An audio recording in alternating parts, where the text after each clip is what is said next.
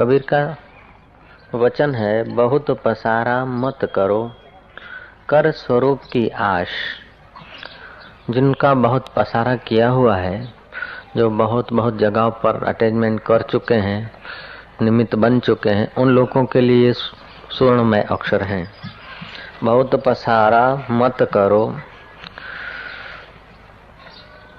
कर स्वरूप की आश।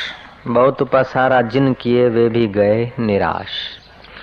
बहुत पसारा करने से क्या होता है? बहुत पसारा करने से हमारी जो चेतसा है बहुगामिनी हो जाती है, बिखराव वाली हो जाती है। और बिखराव वाली जो चेतसा है वो हमको अपने घर से दूर ले जाती है। इसलिए श्री कृष्ण का वचन है कि अनन्य चिंतयन्तो माम, अनन्य भाव से, अन्य भाव से नहीं, अनन्य भाव से। हम लोग बिखर गए हैं, बट गए। हमको पता ही नहीं कि हम पढ़ते किस लिए हैं। पढ़ते हैं पास होने के लिए, पास होते हैं कमाने के लिए, कमाते हैं खाने के लिए, और खाते हैं जीने के लिए। जीते किस लिए उस बात का किसी को पता ही नहीं। ध्यान देना जरा। हम कमाते हैं खाने के लिए, खाते हैं जीने के लिए, जीते किस लिए है? नो रिप्लाई,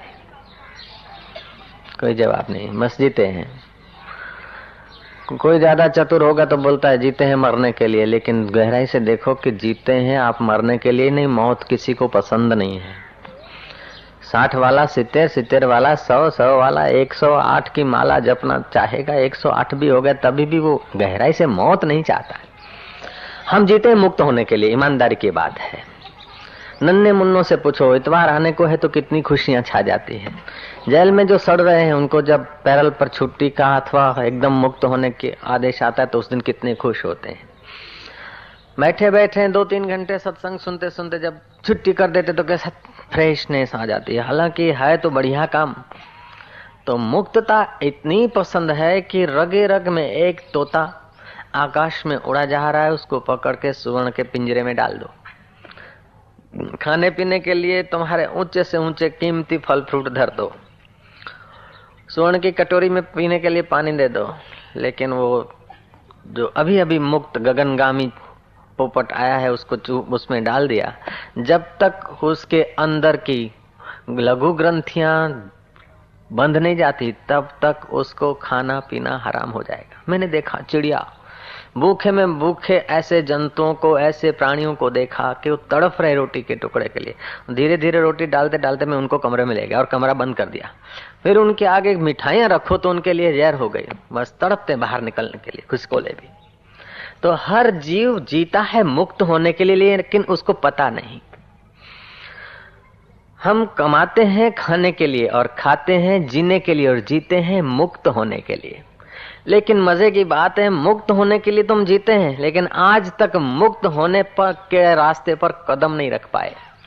गए मंदिर में, गए मस्जिद में, गए गिरजाघर में, गए तीर्थों में, एक आश को पूरी करने के लिए अथवा एक इच्छा को छोड़ के 10 इच्छाएं बुन ली इर्द गिर्द। शुभ कर्म करते हैं, लेकिन शुभ कर्म भी ऐसा ही करते हैं कि मुक्ति के बजाय बंधन ही बढ़ जाए।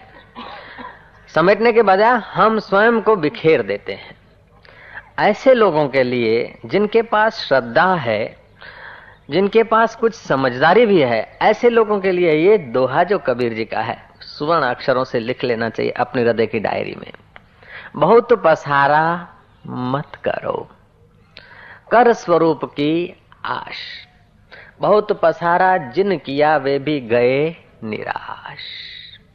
क्योंकि जगत का तुम कितना भी बहुत पसारा करोगे लेकिन वो उसमें आशा तृप्त नहीं रहेगी, आशा निराशा में ही बदलेगी। ओम ओम। तो यहाँ आज श्री कृष्ण का वचन है, आरूरुक्ष मुनेर योगम। योग में यदि आरूढ़ होना चाहते हो तो तुम्हारे लिए कर्म कारण है। कर्म करो लेकिन फल की इच्छा न रखो, फिर भी फल की इच्छा हो जाती है। कई लोग बोलते हैं कि हम तो निष्काम भाव से करते हैं, देश की सेवा करते हैं। देश की सेवा करने वाले लोग ऐसा मानते हैं कि भगवान ने देश को बनाया है, कहीं न कहीं कमी रख दिया है, हम सेवा करके वो कमी निकाल के लोगों को सुखी कर देंगे। ऐसी बात नहीं है। देश की सेवा, कुटुंब की सेवा, परिवार की सेवा, ये सब सेवा जब तक तुमने गीता को ठीक से समझा नहीं, बुद्ध पुरुषों का सानिध्य किया नहीं, तब तक मन तुमको सेवा के बहाने अपनी इच्छा तृप्ति में आपको बांटता रहेगा, बिखेरता रहेगा। और हम बिखरते बिखरते यहां तक पहुंच जाते हैं कि लोगों की नजरों से तो हम धनी हो, संत हो, प्रसिद्ध हो, सेठ हो, शाहूकार हो, लेकिन अपने आप में हम देखते हैं तो कुछ न कुछ खटकता रहता है, कुछ न कुछ कमी होती रहती है। कमी तब दिखेगी जब कमी वाले में हम बैठेंगे, और पूरा तब दिखेगा जब हम पूरे में बैठेंगे।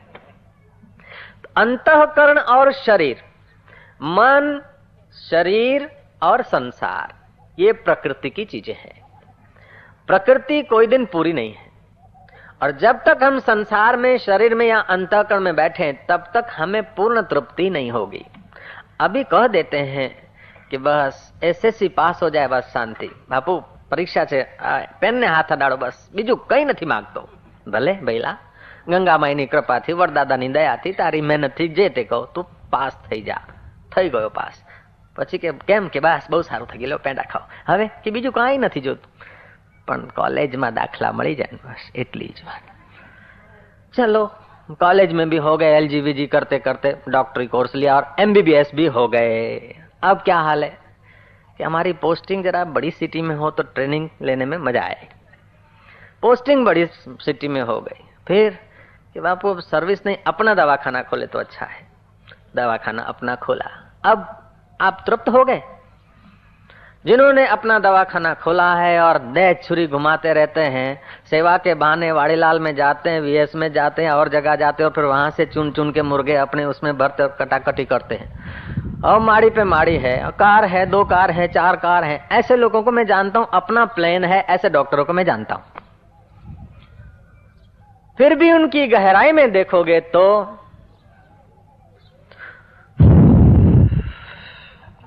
तब कबीर का वचन याद आएगा अच्छी तरह से। बहुत पसारा मत करो, कर स्वरूप की आश। बहुत पसारा जिन किया, वे भी गए निराश।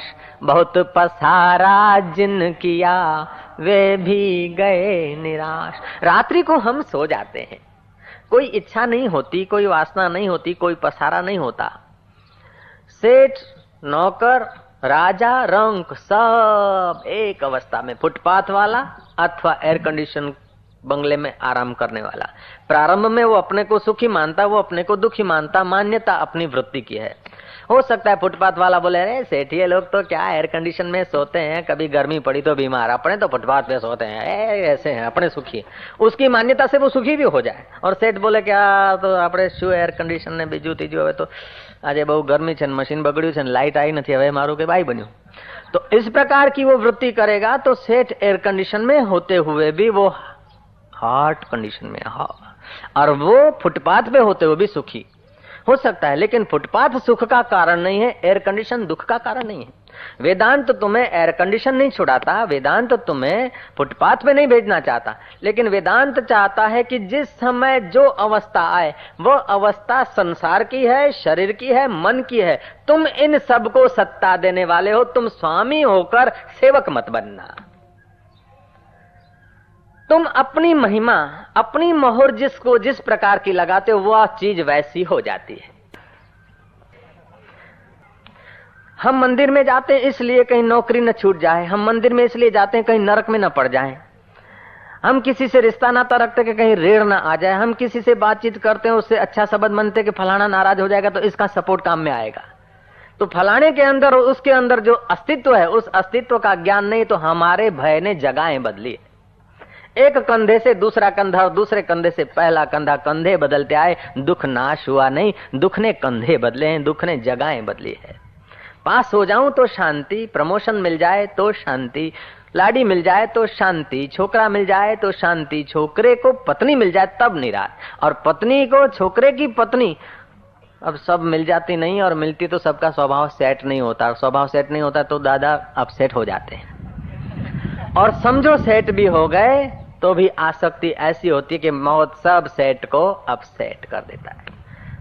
છોકરાઓને ભણાવવા ગણાવ્યા, વ્યવસ્થિત કરી દીધા, છોકરાને ઘેર છોકરા છે એમને પણ સારી રીતે દાખલ કરી દીધા, બધું સેટ થઈ ગયું, પણ કાકા તમારે સેટ થવાનું બાકી છે, નહીં તો બધું સેટ થયેલું अपसेट થઈ જશે।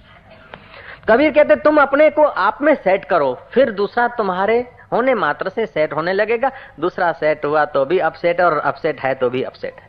जगत का कोई काम हम पूरा कर लें तो भी अधूरा है, अधूरा तो अधूरा है ही है, लेकिन जिसको हम लोग पूरा मानते हैं वो भी अधूरा है। वो आखो दाड़ो काम करे, रात पड़े सासू ना पग दाबे, सासू के पति को के आबा रोटला कर्या, अजवाळुं कर्युं, वासण उटक्या, छोकराने सुवડાવી દીધા, પતિને પણ દવા આપવાની હતી, આપી દીધું, બધું નિરાત, બધું કામ પતી ગયું। સવાર થાય કે કેમ કામ પતી ગયું, કે કોણ પતું નથી, બધું બાકી છે, ચા કરવી બાકી છે, कप धोवा बाकी छे, छोकरा नवराना बाकी छे। ऐसे ही रोज काम पूरा करके आदमी सोता है, सुबह देखो तो सब का सब अधूरा है। जीवन भर तुम पूरा करते करते मर जाते, फिर भी कुछ न कुछ अधूरा रह जाता है, क्योंकि बहुत की आश हमें निराशा में गिरा देती है। बहुत है नहीं, बहुत के पीछे जो एक है उसका जब तक ज्ञान नहीं होता तब तक बहुत विषय, बहुत इंद्रियों का। अब इंद्रियां तो हमारे पास 5 हैं, आंख एक है लेकिन उसके विषय अनेक, रंग अनेक, कान एक है, श्रोत्र इंद्रिय एक है लेकिन उसके शब्द अनेक हैं, नाक एक है, गंध अनेक है, जीव एक है, रस अनेक है। तो ये कुल 5 विषय, 5 विषय अलग अलग हैं, लेकिन पांचों विषयों को प्रकाशने वाला तो एक है। जिसने रूप को देखा उसने रस को देखा, जिसने रस को देखा उसी ने गंध को देखा, जिसने गंध को देखा उसी ने शब्द को सुना। तो ये सुनने वाला तो एक है। जिसने सुख को देखा उसने दुख को देखा, जिसने मित्र की वृत्ति को देखा उसी ने शत्रु की वृत्ति को देखा। तो मित्र और शत्रु ये तुम्हारी वृत्तियों का खेल है, तुम स्वरूप का ख्याल करो। आरुरुक्ष मुनिर योगम कर्म कारणम उच्यते। योग में आरूढ़ होना चाहते हो तो तुम्हारे लिए कर्म कारण है। कर्म करते करते अंतःकरण जब शुद्ध होता है, कर्म केवल ऐसा नहीं कि किसी को मकान दिलाया, ये करा वो करा। भक्ति करना भी एक कर्म है, ध्यान करना भी एक कर्म है, जप करना भी एक कर्म है, दूसरे के आंसू लूस लेना वो भी एक कर्म है। तो बुद्ध पुरुष के द्वारा बड़े बड़े काम हो जाए, समझदार संत के द्वारा बड़े बड़े काम हो जाए हमारी नजरों में, लेकिन उनसे तुम पूछो कि तुम क्या करते हो, वो करता है तो फिर वो संत नहीं, और संत है तो करता नहीं। हम तो गुलाम नबीर के भाई हैं। गुलाम नबीर जा रहा था रास्ते से, पूनम की रात थी, कहीं नजर पड़ी कुएं में, देखा कि अरे रमजान के महीने और आज चांद फंसा इधर, कुएं में चांद फंस गया। बोले तू कुएं में फंस गया यार, हमारी जाति वाले सब भूखे मरेंगे, बाहर निकल। खूब डांटा, फटकारा, पत्थर मारे, बाहर निकल नहीं तो पिटाई करूंगा। चांद कुएं में से बाहर निकले भी कैसे? गुलाम नबी ने कहा तू नहीं निकलेगा, लेकिन मैं तुझे निकाले बिना जाऊंगा भी नहीं, और रोजा भी मैं भी नहीं खोलूंगा, और लोग भी नहीं खोलेंगे। मैं ऐसा आदमी नहीं कि तुझे छोड़ दूं, मैं बड़ा कार्य करता हूं, मैं विशेष आगेवान हूं, तेरे को बाहर निकाल के ही छोड़ूंगा। महाराज रस्सा वस्सा इकट्ठा किया और फांसा लगाया, डाला कुएं में, पानी हिला। बोले अब हिलता है, घबराता है, लेकिन बाहर नहीं आता है, जरा सा तो मान। आटलो घबराय છે તોય માનતો નથી, કાંપે છે તોય નથી માનતો। महाराज हर एक की दुनिया अपनी अपनी होती है। जगत कैसा है मत कहो, दुनिया कैसी है उसका कोई बयान मत करो। देखने वाला कैसा है, जैसा देखने वाला है उस समय जगत ऐसा है। कीड़ी की नजर में जगत अपना, कौवे की नजर में जगत निराला, हाथी की नजर में जगत निराला, मच्छियों का जगत निराला, चूहों का जगत निराला, संसारियों का जगत निराला, साधक का जगत निराला। कोई जैनी जा रहा है और उसने देखा किसी सन्यासी को, उसके लिए वो साधु साधु नहीं।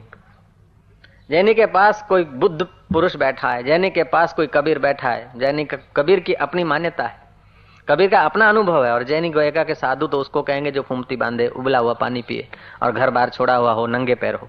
कबीर न नंगे पैर है, न उबला हुआ पानी पीते, न घर बार छोड़ा है। जैनी की नजर में कबीर कबीर नहीं है, नानक कोई संत नहीं है।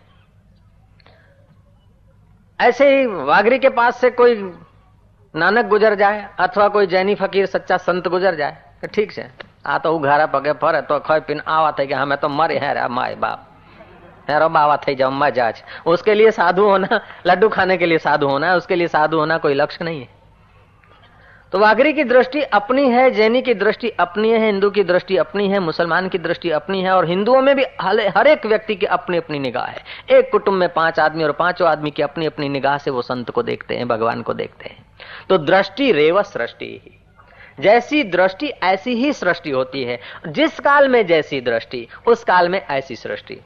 जैसे जैसी तुम्हारी योग्यता बढ़ती जाती है, जितनी जितनी वासनाएं कम होती जाती है, इच्छाएं कम होती जाती है, और आप अपने आप में आते रहते हो, घर में आते रहते हो, उतना उतना आपको ख्याल होता है कि जीवन कितना मूल्यवान है, सत्संग कितना मूल्यवान है, और फकीर का शब्द कितना मूल्यवान है। गुलाम नबी ने क्या करा जरा बता दूंगा। फांसा डाला, खूब हिलाया, पेલું આપણે ડોલ બોલ ફસાઈ જાય ને તો બિલાડી ન ફેરવી અંદર, એવી રીતે પેલો ફાંસો ફેરવ્યો અને ફેરવતા ફેરવતા कोई चट्टान में फंस गया वो फांसा। गुलाम नबी के यार अब तो तेरे को फंसाया तो है, निकाल के छोड़ूंगा। जोर मारा, अब चट्टान से जोर क्या चलता है, बोले कुछ भी हो मैं तेरे को निकाल के ही छोड़ूंगा। महाराज निकल नहीं रहा, पसीना पसीना करो। बोले मैं मर्द की औलाद हूं, मैंने अपनी माँ का दूध पिया है, अब तू कौन है, माँ क्या है, दूध क्या, तू नहीं जानता, केवल सुना सुना आया है, माँ का दूध पिया है। ये सब अहंकार के खेल हैं। मैं मारी माँ नो दूध पीधું છે, आई जाते तारी बा नो दूध पीधो है तो। महाराज 2-5-10 झटके मारे, और झटके मारे तो रस्सी टूट गई, और पीठ के बल से वो बेचारा जा गिरा तो मूर्छित हो गया। कुछ घड़ियों के बाद मूर्छा खुली और आंख खोली, देखा कि आकाश में आया।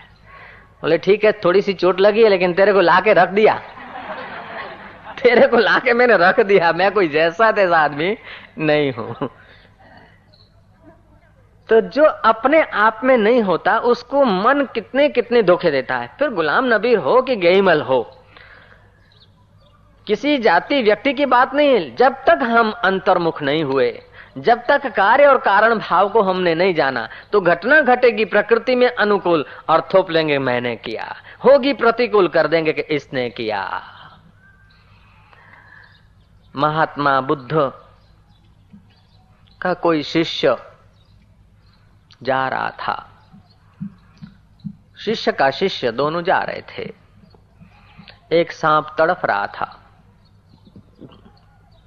पेड़ के नीचे, पास में कहीं थोड़ा दूरी पर तालाब था। वो सांप तड़फा तड़फा न मरता है न जीता है, कीड़ियों ने घेर लिया है, और ऐसी बुरी हालत। शिष्य ने देखकर गुरु से पूछा कि भगवान, इसने ऐसा तो कौन सा कर्म किया होगा, इतना तड़फ रहा है और कीड़ियां उसको इतनी चिपक गई है, अधमुआ हो गया, न मरता है न जीता है, इसको देखकर बड़ी करुणा होती। गुरु ने कहा कि कुछ महीने पहले अपने यहां से गुजरे थे और तुझे याद होगा, एक मच्छी मार तालाब पर मच्छियां मार रहा था, जो सामने तालाब है, और तूने उसे रोका भी था, हिंसा मत कर, मत कर्म की जाल बुन, लेकिन उसने तेरी बात उड़ा दी और हंस लिया। वही मच्छी मार सांप हुआ है, और वो जो मच्छियां हैं वो कीड़ियां हुई और एक दूसरे को सताते हैं। उसने उनको सताता, कर्म की गति चालू है, कर्म नाश नहीं हुए। वो मच्छियों को आटा डालता तो मच्छियां और कुछ बनकर उसको भी खिला देती, लेकिन खाने वाला और खिलाने वाला दोनों की यात्रा चालू रहती, अंत नहीं होता जन्म मरण के चक्कर का। अशुभ तो बांधता है, लेकिन शुभ का कर्तृत्व भी बांधता है। कर्म किए बिना रह तो नहीं सकते, कर्म तो करना है, लेकिन कर्तृत्व तो तुम्हारे में नहीं आए। देखा आंख ने, लेकिन आरोप कर लिया मैंने देखा, सुना है कान ने वृत्ति के द्वारा मैंने सुना, सोचा है विचारा है मन ने मैंने विचारा है, निर्णय किया है वृत्ति बुद्धि वृत्ति ने मेरा निर्णय है। तुमने अन्न जल खाया, इस शरीर से पसार हुआ, ओ जीवड़ा माता के गर्भ में राख्या होया मारो दीकरो, पैसो मारो परमेश्वर बૈरी मारी, गुरुन छोकरा छैया सालिग्राम बापजी पूजा कोनी करो के। जीवन इतना अल्प हो जाता है, जीवन इतना नपातुला हो जाता है कि हमको पता ही नहीं कि हम किस लिए जीते हैं। ईमानदारी से देखो तो हर जीव जीता है मुक्त होने के लिए। पढ़ते किस लिए हैं? पास होने के लिए। पास किस लिए होना चाहते हैं? कमाने के लिए। कमाते किस लिए? खाने के लिए। और खाते किसके लिए? जीने के लिए। जीते किस लिए हैं? मरने के लिए नहीं। मरना कोई नहीं चाहता, चिड़िया भी मरना नहीं चाहती भैया, चूहा भी मरना नहीं चाहता। जीते हैं मुक्त होने के लिए मनुष्य, लेकिन हमारा मुक्त होना कैसे? हमको किसी ने बंधन में डाला नहीं, हमारी मान्यताओं ने, हमारी पकड़ों ने हमको बंधन में डाल दिया। हमारी ऐसी प्रकार की पकड़े हो गई, इस प्रकार की मान्यता हो गई, समझते कोई आकाश पाताल में भूत बैठा है, आकाश पाताल में देवी देवता बैठा और वो मुक्त करेंगे। भूत के भय को हटाने के लिए तावीज रख लिया, अब तावीज गुम ना हो जाए उसका भय लगा है। मैंने बताया था वो कहानी, एक आदमी मरने पड़ा, बुलाया अपने धर्मगुरु को, प्रार्थना कर रहा है कि हे खुदा ताला तू मुझे माफ कर देना, जो कुछ हो गया मुझे क्षमा कर देना। थोड़ी देर में बोलता है कि हे शैतान तू भी मुझे माफ कर देना। तो वो धर्मगुरु पूछता है कि ये क्या, घड़ी में शैतान से माफी मांगता है, घड़ी में खुदा से माफी मांगता है? बोले पता नहीं, न मैं पूरा शैतान हूं, न मैं पूरा इंसान हूं, पूरी शैतानियत भी नहीं किया और पूरा मैं ईमानदारी से भी नहीं जी सका। मैं सच कहता हूं, कितना भी धार्मिक आदमी हो, कितना भी सच्चा हो, कितना भी पवित्र हो, फिर भी गहराई में उसको पूर्ण पवित्रता का अनुभव नहीं होगा, क्योंकि पूर्ण तो एक परमात्मा है, कर्ता कभी पूर्ण हो ही नहीं सकता है। जानसूत राजा ने सपने में देखा कि हंस कह रहे हैं कि जानसूत का तेज क्या है, मैं तो रैंक मुनि के तेज, जो दूसरों को शांति और शीतलता देने वाला है, दूसरों के अहंकार को परमात्मा में मिटाने वाला है, जो दूसरे के सत्ता और सामर्थ्य ईश्वर के साथ एक कराने वाला है, ऐसे रैंक मुनि के तेज में मैं विचरता हूं, ब्रह्मवेताओं के तेज में विचरता हूं, जानसूत के तेज में नहीं विचरता हूं। जानसूत ने सुना, रैंक मुनि के पास गए, 600 अशर्फियां वापस दे दी। रैंक मुनि नाराज हो गए हैं, अब क्या किया जाए? जांच करते करते पता चला कि रैंक मुनि कैसे प्रसन्न हो। आदमी लगा दिए पीछे, जिस कारणों से रैंक मुनि प्रसन्न हो वे कारण उन्होंने खड़े कर दिए। रैंक मुनि के चरणों में एक घाव भेंट कर दिया। रैंक मुनि का जो जैसा रैंक मुनि को अनुकूल लगे ऐसा उन्होंने वातावरण कर दिया और रैंक पर्ण नाम गांव का रख दिया। कहा कि भगवान अब ये गांव तो मैंने आपके चरणों में अर्पण किया और मेरा सिर आपके चरणों में अर्पण है, मैं और मेरा राज्य कुछ भी नहीं है ब्रह्म विद्या के आगे। तब रैंक मुनि प्रसन्न हुए कि ये अपनी मान्यता छोड़ना चाहता है। रैंक मुनि को गांव की जरूरत क्या? रैंक मुनि ने कहा कि राजन तू अन्न धन ये देकर सबको अपना मानना चाहता है या सबको मैं खिलाता हूं, लेकिन सबके अंदर जो बैठा है उसमें यदि तू स्थिर हो जाएगा तो तेरे को अनुभव होगा कि ब्रह्मा विष्णु महेश का भी मैं उत्पत्ति और पालन करता हूं, मैं इतना महान हूं, ऐसा तुझे ज्ञान हो जाएगा। बाहर के साधनों से तू दाता बनकर तेरी असीमता में तू नहीं पहुंचेगा, बाहर के धन से तू पूर्ण धनी नहीं होगा, बाहर की सत्ता से तेरी पूरी सत्ता नहीं होगी, बाहर के राज्य से तेरा पूरा राज्य नहीं मिलेगा। इसलिए कबीर कहते हैं, दास कबीर चढ़्यो गढ़ ऊपर राज्य मिलियो अविनाशी। तुम उस अचल को जान लो, फिर अचल की सत्ता से ब्रह्मा भी चल रहे हैं, विष्णु भी चल रहे हैं, महेश भी चल रहे हैं, उस अचल चैतन्य का अनुभव कर लोगे तो तुम्हारा ये धन जान सुख संपत्ति जो ससीम है वो तुम्हें असीम मालूम होगी। तुम्हारा शरीर न होते हुए भी तुम रहते हो और तुम ऐसे अखुट हो, तुम ऐसे व्यापक हो कि सच पूछो सब तुम्हारा ही खाते हैं और सब तुम्हारे में ही जीते हैं, तुम इतने व्यापक हो। साक्षात्कार होता है तब बुद्ध पुरुषों का ये अनुभव नहीं होता कि मेरा इतना आश्रम है, मेरे 2000 शिष्य हैं, अभी 50,000 शिष्य हुए, फिर 50 लाख होंगे और 50 लाख शिष्यों का मैं गुरु। नहीं, जब तक ऐसा याद है उसको मैं 50 लाख शिष्यों का गुरु हूं, तब तक वो महात्मा नहीं, वो नेता है, धर्म का नेता हो सकता है। महात्मा को तो 50 लाख की सीमा नहीं होती, 50 करोड़ की सीमा नहीं, ये जगत नहीं, लेकिन इससे भी अनंत अनंत जो जगत है, उन सब जगतों का जो आधारभूत है वो महात्मा का अधिष्ठान, महात्मा का अपना अनुभव है। महात्मा को अनुभव है कि तमाम तमाम आकाश गंगाएं मुझ में है, तमाम तमाम सूर्य मुझ में है, तमाम तमाम चांद मुझ में है, तमाम तमाम दुनिया मुझ में है और मैं उनमें हूं। वे बदल जाते, नाश होते, लेकिन मैं नाश नहीं होता हूं। आशाराम नाश हो सकता है लेकिन मैं नाश नहीं होता हूं।